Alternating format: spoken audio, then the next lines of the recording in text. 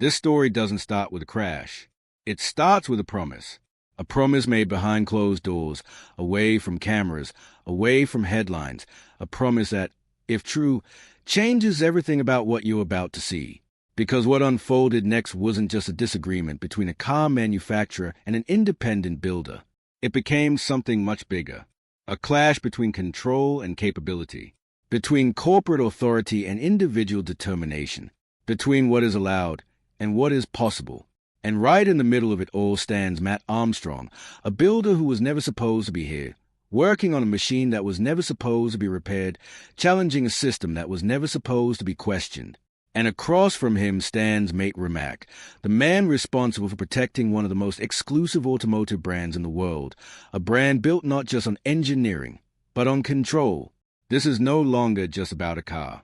This is about who gets to decide what happens after something breaks. Because when Bugatti Chiron crashed, it wasn't supposed to come back, but it did. And now, everything is unraveling. The tension didn't explode overnight. It built slowly, quietly, beneath the surface. At first, it looked like a typical rebuild story. A damaged hypercar, a determined team, a challenge that seemed impossible. But then came the video. In a calm, controlled tone, Mate Rimac addressed the situation. He spoke about safety, about responsibility, about why companies like Bugatti cannot simply sell parts to anyone attempting a rebuild of this magnitude.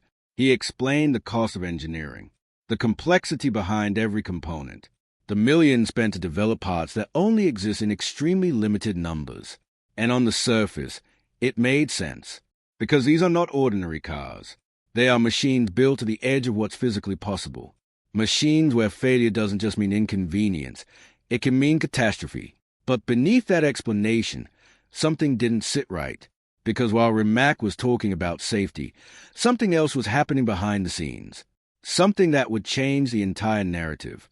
Because shortly after that video, Mate Armstrong responded, not with anger, not with arrogance, but with something far more powerful, clarity. He didn't attack Bugatti. He didn't question their engineering. In fact, he did the opposite. He acknowledged it. He respected it. He made it clear that what Bugatti builds is extraordinary. But then he said something that cut straight through the noise. He made it clear that this rebuild was never his decision. It was the owner's. And when FXAlexG asked him to take on the project, he didn't say no. Because for someone like Mate, you don't walk away from a challenge like this. You face it.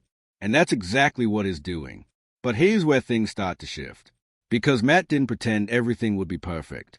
He admitted, openly, that without Bugatti's support, the car would never return to factory condition.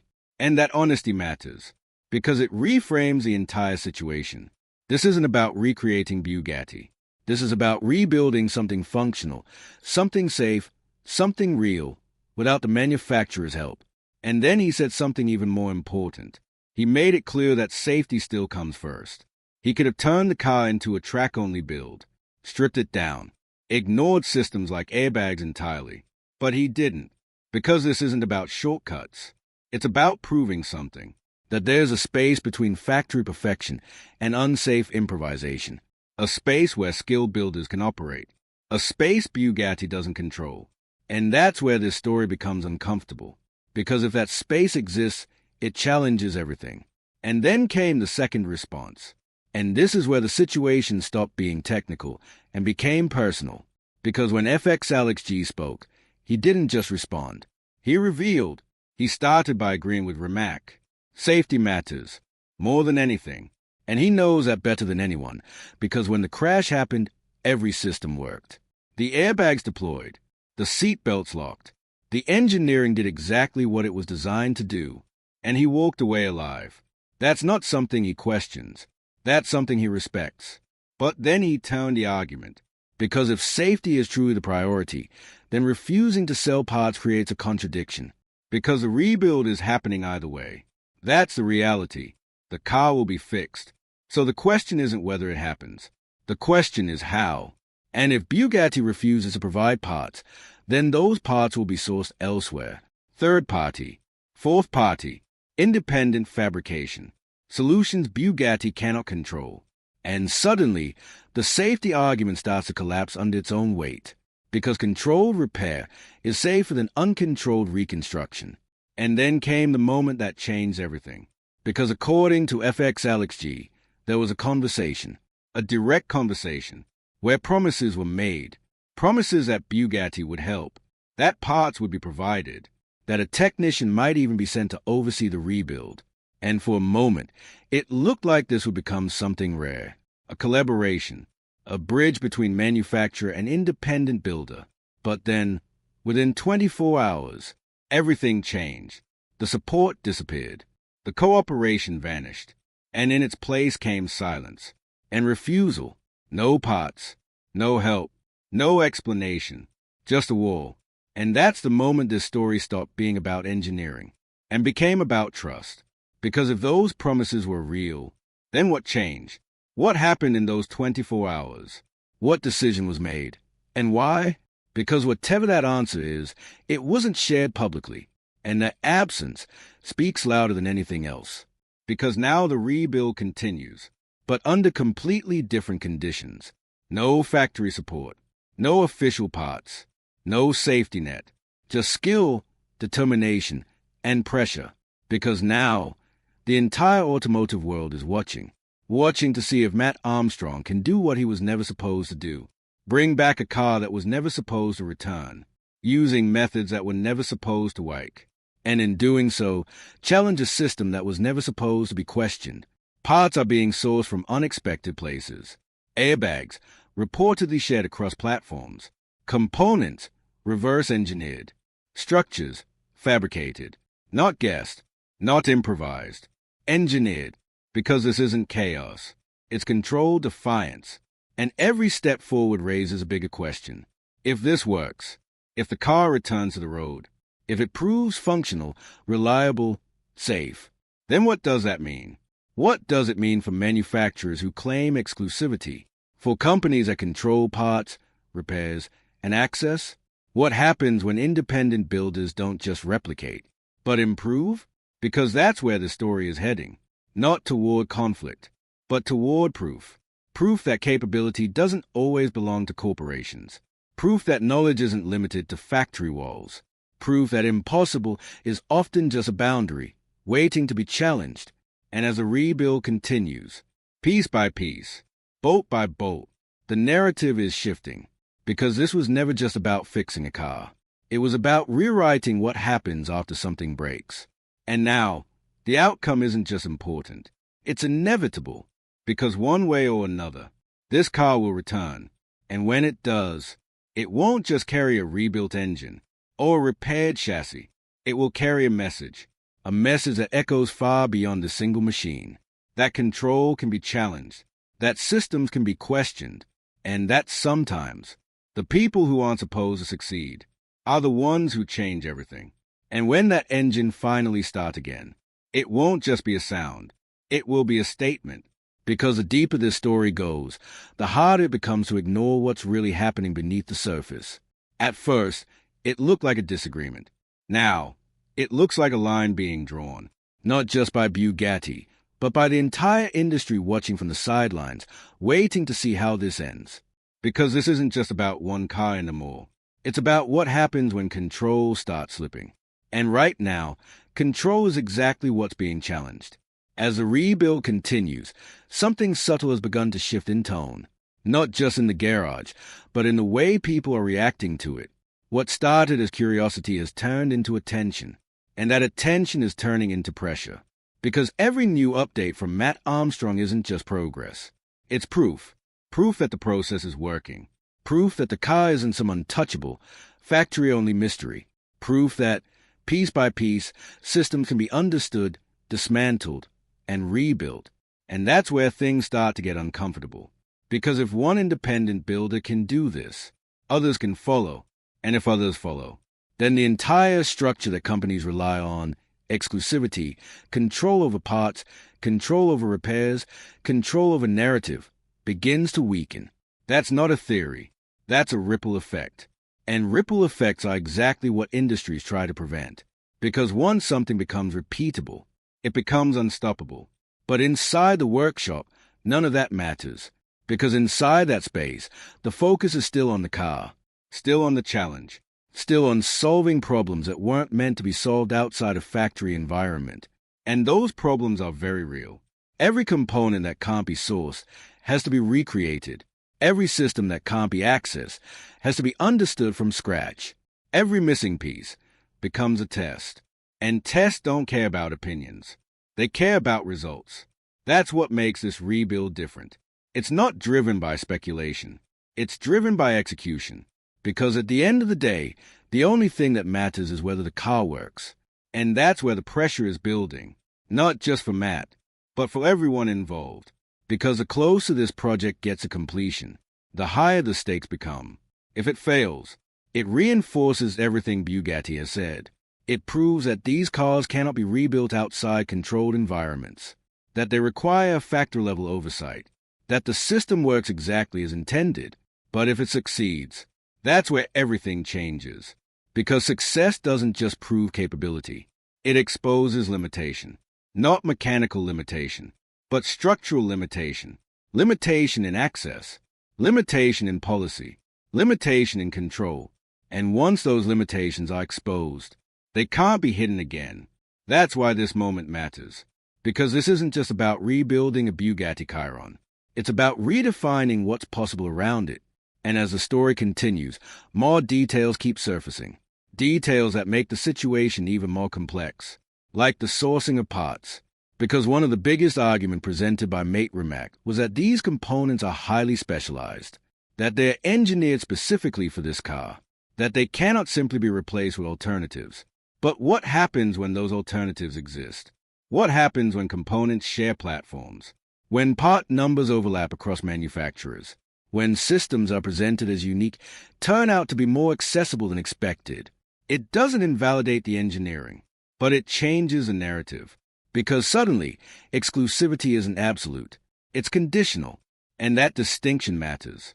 Because conditional control can be bypassed. And that's exactly what's happening here. Not recklessly, not carelessly, but deliberately. Because every decision being made is being watched, analyzed, questioned, and that scrutiny is what raises the stakes even higher. Because now, this isn't just a rebuild. It's a demonstration of what happens when knowledge meets determination, when boundaries are tested instead of accepted, when no becomes a starting point instead of an end point. And as the final phases approach, there's a different kind of tension in the air. Not uncertainty, but anticipation. Because everyone knows what's coming next. The moment where theory becomes reality. The moment where the engine is no longer silent. The moment where everything that's been argued, debated, questioned, has to prove itself. And that moment doesn't just belong to the builder. It belongs to the entire industry watching. Because when that car starts, it answers more than one question. It answers whether this should have been possible, whether this should have been allowed, whether the system was right, or whether it was simply protected. And that answer won't come from statements, or videos, or explanations. It will come from a sound, a single ignition, a single moment where everything either comes together or falls apart. And if it works, if that engine comes back to life, then this story won't end. It will begin, because what follows success is never silence. It's replication, it's expansion, it's change. And change is the one thing systems built on control struggle to contain. So as this rebuild moves closer to its final chapter, the question isn't just whether the car will run. The real question is what happens after it does. Because once something impossible becomes real, it stops being impossible. And once that happens, there's no going back. Only forward, only faster, only louder. And somewhere in a garage far from the factory floors of Bugatti, that future is already being built. One part at a time, one decision at a time, one challenge at a time, until finally, there's nothing left to prove, only something left to start. And when that moment finally arrives, it won't be loud at first. It will be quiet, controlled, deliberate. A final check, a pause, a breath held not just inside a workshop, but across an entire audience that has been following every step, every cut, every risk taken along the way. Because this isn't just another rebuild nearing completion. This is a moment that has been building from the very first bolt that came loose. From the first time Matt Armstrong stood in front of a broken Bugatti Chiron and decided that impossible wasn't a final answer. And now, everything leads here. Every fabricated bracket, every source component, every system reverse-engineered without factory guidance, every decision made without a safety net, all of it converging into a single outcome that cannot be debated, cannot be explained away, cannot be softened by corporate statements or online arguments. Because at this stage, there's only one language that matters. Function. Either it works, or it doesn't. And that's what makes this so powerful. Because for weeks, for months, this story has lived in the space between opinion and possibility, between what should happen and what might happen. But now, that space is collapsing. Because reality is about to take over. And reality is unforgiving. It doesn't care about reputation. It doesn't care about brand positioning. It doesn't care about who was right in a comment section or who delivered the better argument in a video response. It cares about outcome. And that outcome is getting closer. Because what started as a dismantled machine, split, damaged, written off, is no longer that. It's becoming something else. Something rebuilt not just physically, but philosophically. Because this isn't a factory restoration. This is a redefinition. A redefinition of what it means to repair something that wasn't meant to be repaired. A redefinition of who get to participate in that process. And a redefinition of where the limits actually are. Because limits, once tested, rarely stay where they were. And that's a part of this story that goes beyond the car. Because while the focus has always been on the rebuild, the real impact is happening outside the garage.